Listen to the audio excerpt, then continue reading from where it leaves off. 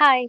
നമ്മുടെ hertz and babies എന്ന് പറഞ്ഞ ഷോപ്പ് അന്വേഷിച്ച ഒരു കസ്റ്റമർ നമുക്ക് ഒരു പ്രോഡക്റ്റ് ചെയ്യിപ്പിച്ചെടുക്കാനാണ് കസ്റ്റമർ നമ്മുടെ ഷോപ്പിൽ വന്നത് കേട്ടോ. അപ്പൊ നമ്മൾ ഓർക്കും ബ്രായിൽ എന്നാ നിങ്ങൾ ഇത്ര ചെയ്യിപ്പിച്ച് കൊടുക്കുന്നതെന്ന് ഓർക്കും അല്ലേ. ബ്രോയില് കസ്റ്റമർക്ക് ഈ സൈസ് കിട്ടാൻ ഭയങ്കര ബുദ്ധിമുട്ടായിരുന്നു. അപ്പം 54J ആയിരുന്നു കസ്റ്റമറുടെ ബ്രായുടെ സൈസും കപ്പ് സൈസും വരുന്നത്.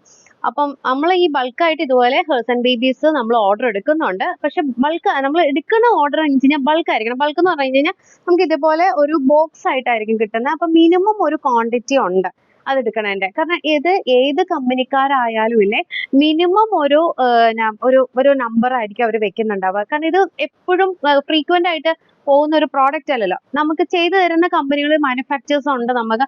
അപ്പൊ അവർക്കൊരു മിനിമം ക്വാണ്ടിറ്റി കൊടുത്താൽ മാത്രമേ ഇതുപോലത്തെ സ്പെഷ്യൽ ആയിട്ടുള്ള കപ്പ് സൈസിലും അതേപോലെ തന്നെ ഒരു ബ്രാ സൈസിലും ചെയ്ത് കിട്ടുന്നത്. അപ്പൊ അങ്ങനെ നമ്മൾ ഒരു മാനുഫാക്ചർ കമ്പനീനെ നമ്മൾ അപ്രോച്ച് ചെയ്തപ്പം കസ്റ്റമറുടെ ഇതനുസരിച്ച് നമ്മളിവിടെ കടയിൽ വെച്ചിട്ടുള്ള ഒരു മോഡലിനനുസരിച്ച് സെയിം ആ ഒരു കപ്പ് സൈസിലേക്കും കാര്യങ്ങളിലേക്ക് വെച്ചാണ്. ക്ലോസ് വ്യൂ ആണ്, നമ്മൾ ജസ്റ്റ് ഒന്ന് കാണിക്കാം. അപ്പൊ അതനുസരിച്ച് നമ്മൾ കസ്റ്റമർ വന്നത് എടപ്പള്ളിയിൽ നിന്നായിരുന്നു, നമ്മുടെ ഷോപ്പ് അന്വേഷിച്ച് വന്നതാണ്.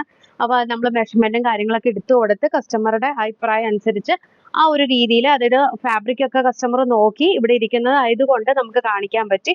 ദെൻ അങ്ങനെ നമ്മൾ ആ കസ്റ്റമറുടെ ആവശ്യം അനുസരിച്ച് നമ്മൾ ചെയ്യിപ്പിച്ചെടുത്ത് നമ്മൾ അങ്ങനെ റെഡി ടു ഡെസ്പാച്ചിലേക്ക് നമ്മൾ വന്നു. ഷോപ്പിൽ സാധനം അവൈലബിൾ ആയി. അപ്പൊ ഇനി നമ്മൾ ആ കസ്റ്റമർക്ക് നമ്മളിത് റെഡി ടു ഡെസ്പാച്ച് ആക്കുവാണ് കേട്ടോ. അപ്പൊ ഇതേപോലത്തെ ആവശ്യങ്ങൾക്ക് വേണ്ടിയിട്ട് ഹെർട്സ് ആൻഡ് ബേബീസ് എന്ന് പറഞ്ഞ നമ്മുടെ ഷോപ്പിൽ വിസിറ്റ് ചെയ്യോ അല്ലെങ്കിൽ നമ്മളെ താഴെ കാണിക്കുന്ന നമ്പറിൽ നിങ്ങൾക്ക് കോൺടാക്ട് ചെയ്യുകയോ ചെയ്യാവുന്നതാണ്. ബൈ.